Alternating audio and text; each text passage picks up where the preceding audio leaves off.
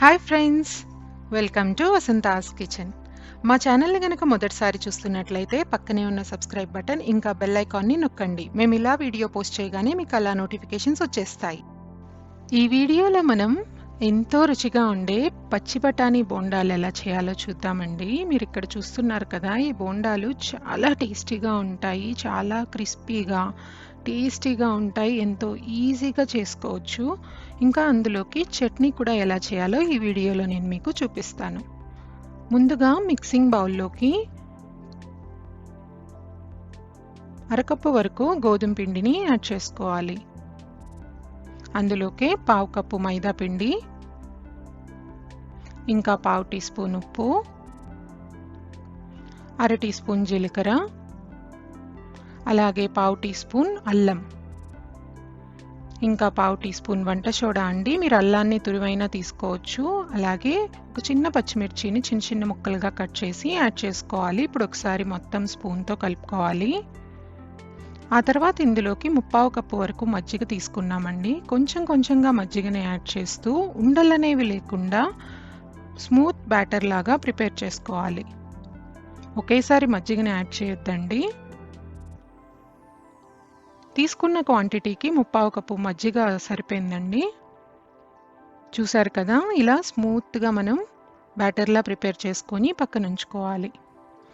ఈలోపు mixing jar తీసుకొని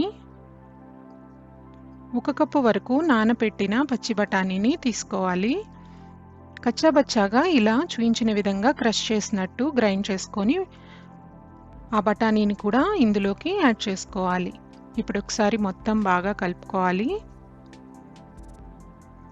ఆ తర్వాత ఇందులోకి కొంచెం కొత్తిమీరను కూడా యాడ్ చేసుకోవాలి.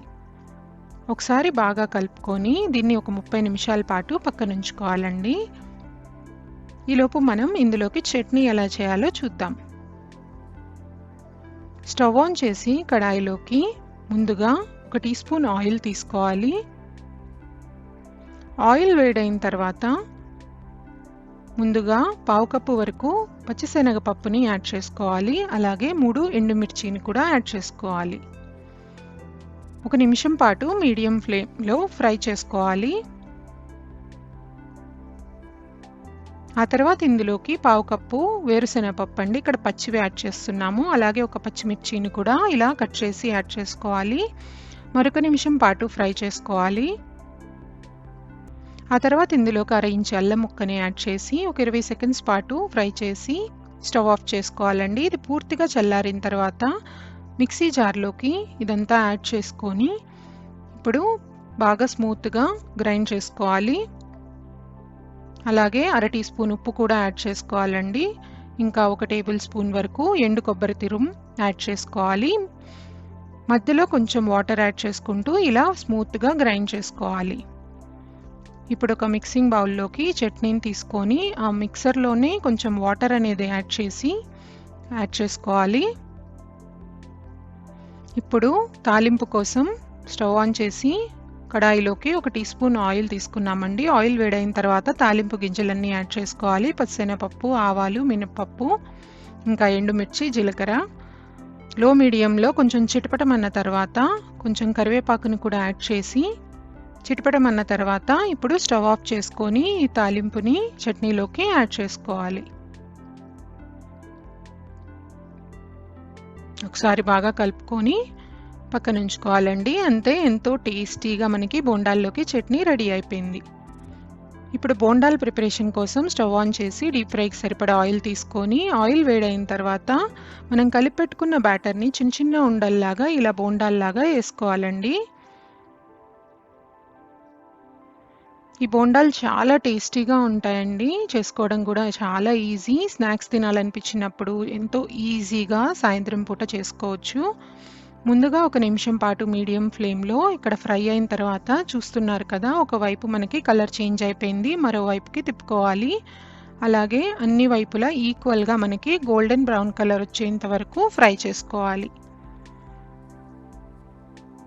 పచ్చి బఠానీ వేయకుండా కూడా ఈ బోండాల్ని వేసుకోవచ్చండి. బఠానీ సీజన్లో మనకి ఈ పచ్చి బఠానీలు అనేవి మార్కెట్లో ఈజీగా దొరుకుతాయి. అప్పుడు వీటిని కూడా యాడ్ చేసి ఈ బోండాలు చేసుకుంటే టేస్ట్ ఇంకా చాలా బాగుంటుంది.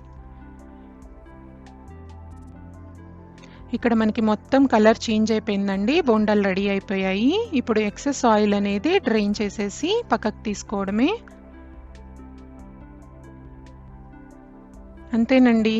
ఎంతో ఈజీగా, ఎంతో రుచికరమైన టేస్టీ బోండాలు ఎలా చేసుకున్నామో చూసాం కదా. అలాగే అందులోకి చట్నీ కూడా చేసాము. ఈ బోండాలు పిల్లలైనా పెద్దలైనా ఎంతో ఇష్టంగా తింటారండి.